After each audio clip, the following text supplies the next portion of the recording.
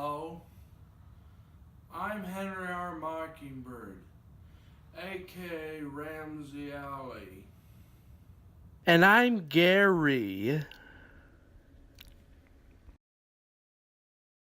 Today we're going to review the iconic classic movie. What was it again? Oh yeah, today we're going to review King Kong. Let's stop wasting time and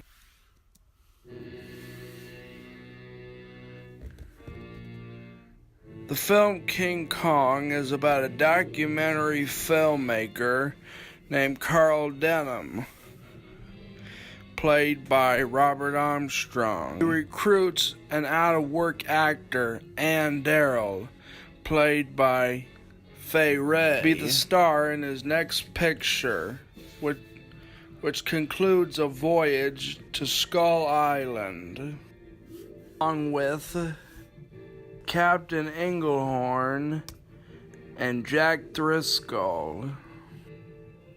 The natives kidnap Anne as a sacrifice to their native god, King Kong. What do they got in there, King Kong? Which turns out to be a giant gorilla. But turns out Kong takes a liking to her and carries her off into the jungle.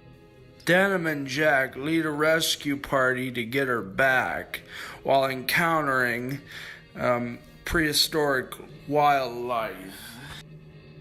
King Kong gets captured, where he is brought to New York City, where he escapes and goes on a rampage, where he kidnaps Anne in the process. Okay, it's spoiler time. King Kong is a legendary, classic, iconic film, which most of you have seen or probably have seen, but if you haven't, skip this part of the video if you want the ending unspoiled.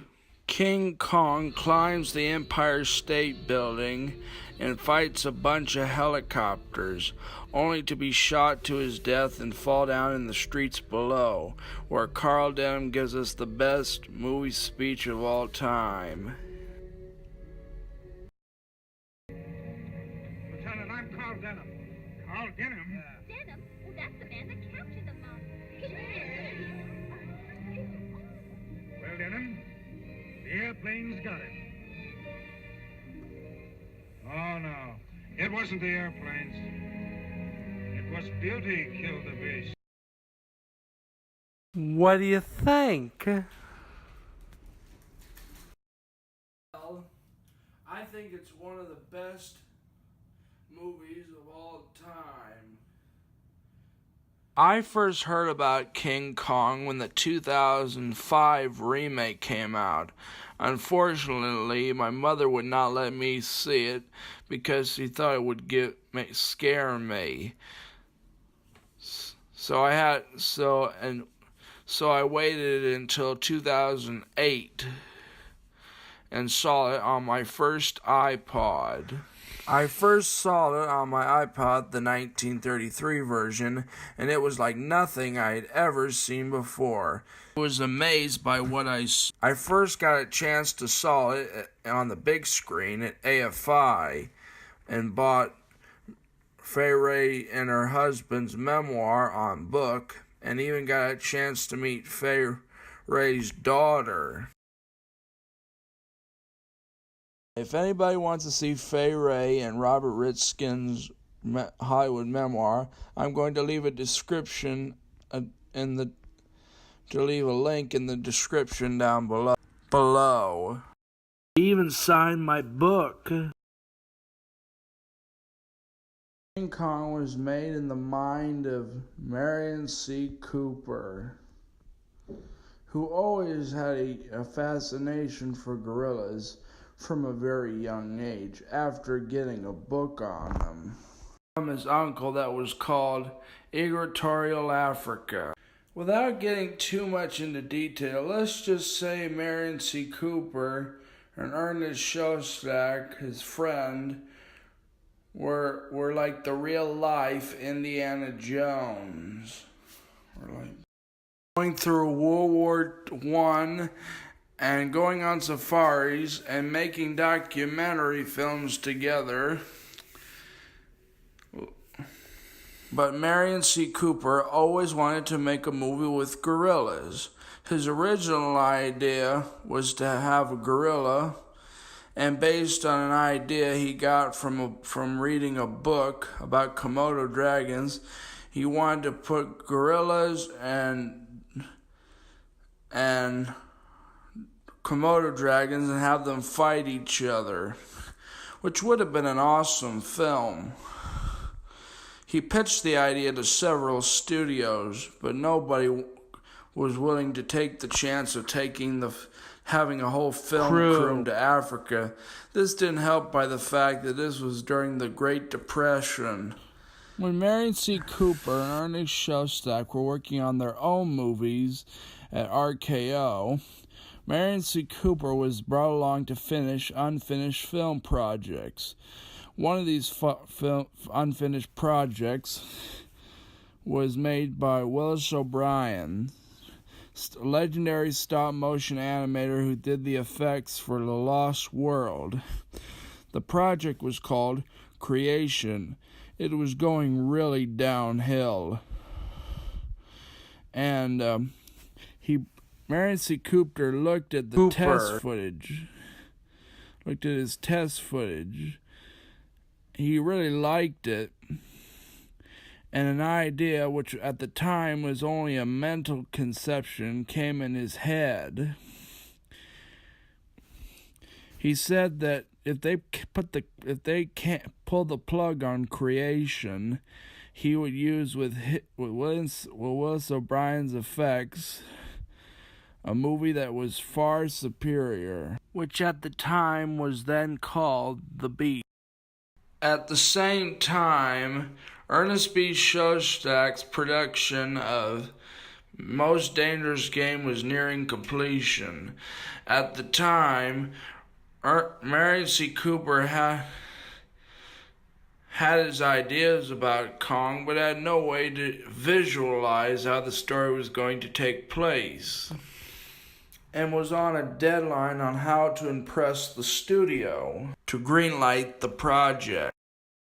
So he hired Edgar Wallace to write a first draft of the script. Marion C. Cooper liked the first draft, but thought it needed some work. But before Edgar Wallace could write a new draft, he died of pneumonia. And as the old saying goes, the show must go on. Hired James Creolman, an adventure writer who happened to help Marion C. Cooper on the script to The Most Dangerous Game, which had Robert Armstrong and Fay Wray. By the by, I'm about to tell you something that might change your vision of Fay Wray forever, if you haven't seen any other film besides Kong with Fay Wray in it. She is not a blonde. Really, that's a wig. She isn't a blonde. She's a brunette. She would wear the wig for when she did the film test for King Kong, and take it off when she did Most Dangerous Game. Using Fay Wray and Willis O'Brien's effects, Marion C. Cooper made a film test of a part of Edgar Wallace's script. They were so impressed by the test that they greenlit the project on the spot. But some people were still skeptical until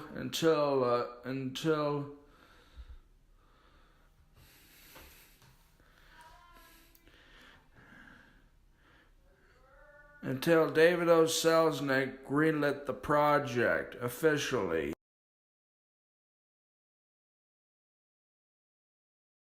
James Creolman rewrote the script, but Marion C. Cooper was not satisfied.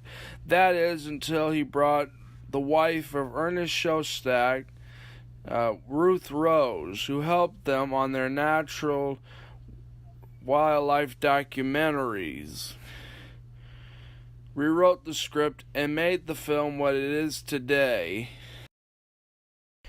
The title went from The Beast to The Eighth Wonder to the name it is today, King Kong. First, let's talk about the characters. First, there's Carl Denham, who's a great character. He's more of a hero than Jack Briscoe is, who's very heroic and good-spirited, and is more of a leader than Jack Briscoe is, who he will do anything to get his movie done, but not in a villainous sort of way. He does care about the people around him as friends, and even feels sorry for Kong when he dies at the very end. And although he did go mad in capturing Kong, he learns his mistake. Now let's talk about Jack Briscoe, who's really rough and tough on the outside, but inside he's a real softy, and even falls in love with Anne. Now let's talk about Captain Englehorn, who at all accounts is a good side character. Now let's talk about Charlie. Although he is the first to find out that Anne is missing, he's more important in the sequel because he goes on the island in the sequel.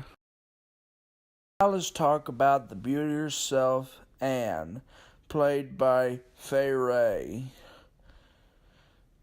She's your classic damsel in distress. Now let's talk about the beast himself, King Kong, who's a hairy, ferocious, terrifying, and kind of creepy at the same time. A creature who you don't really feel sorry for until the very end of the movie.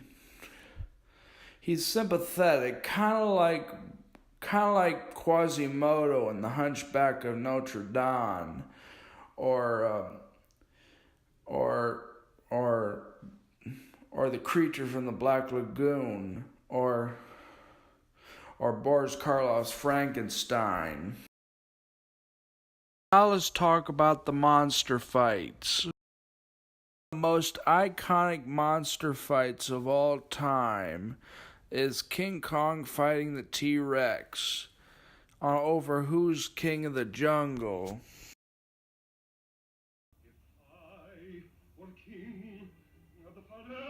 Let's talk about the other fights. The fights of the Allosaurus and the Pteranodon are still sights to behold. If you remember in my Alice in Wonderland review, I didn't talk about how the effects were done, mostly because I didn't know how they were done, other than they were boomed photographically to small size to make them look small. This time I have more detail on how the effects were done. They were done with a process called stop motion. Of course, King Kong, the dinosaurs, and the other creatures were created with stop motion. But just to make 1 minute's worth of film could have took 150 hours. And to mix the live action with the stop motion animation, they had to invent an array of different techniques, some of them never before attempted. Sometimes the actors would be performing in front of a rear projector. Another technique would be composing two pieces of footage together. Another technique is that the actors would be photographed into the background frame by frame while the stop motion creatures were being animated around. And there were life-size parts of Kong were built, like the face, the hands, and the feet.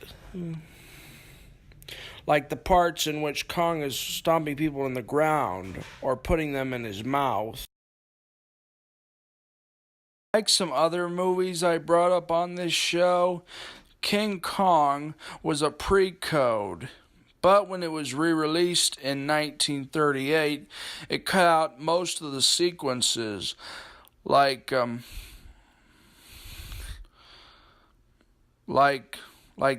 the dinosaur throwing the sailors in the raft scene, to the sequence in which Anne is getting her clothes torn off.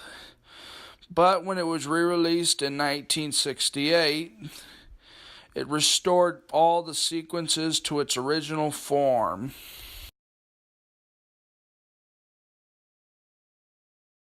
Now let's talk about one of the scenes that got cut. The legendary spider pit scene. Of course, this scene was cut because it dramatized test audience, but that was not the reason.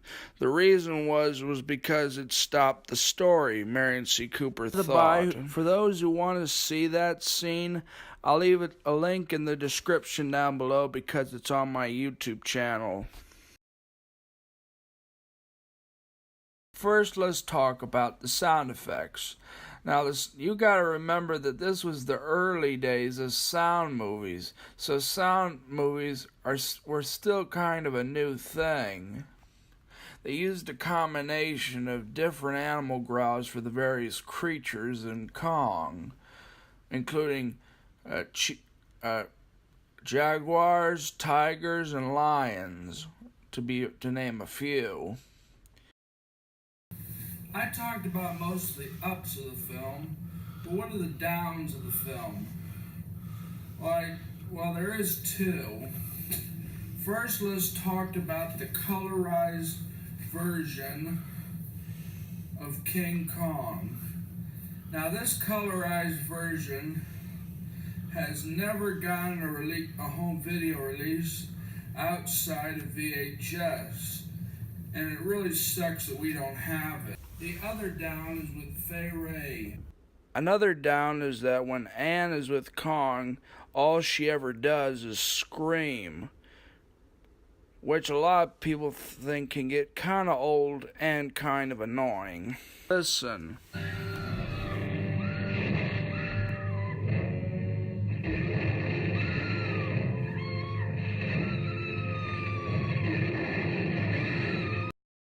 Shut your hole! In Fay Wray's defense, I do say this. It's a natural response. I mean, if I were captured by a gorilla, I'd be doing this.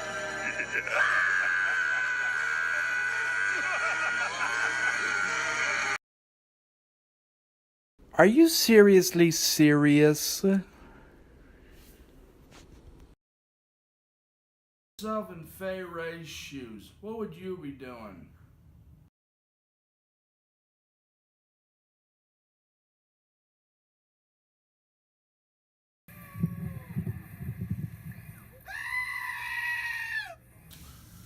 Well, anyways, that's pretty much all I have to say about King Kong.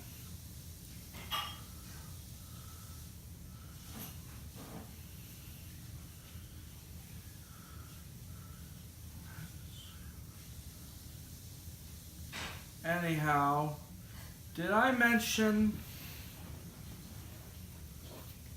that there's a sequel, which I will talk about another time?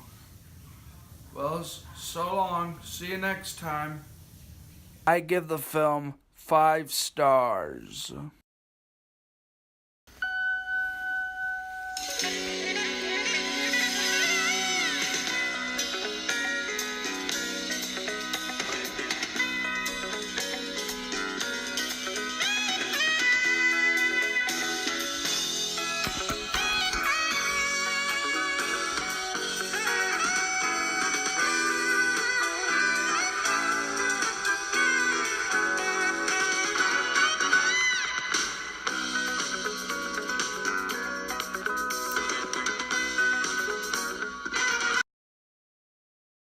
Push subscribe and push like And don't forget to leave comment down below.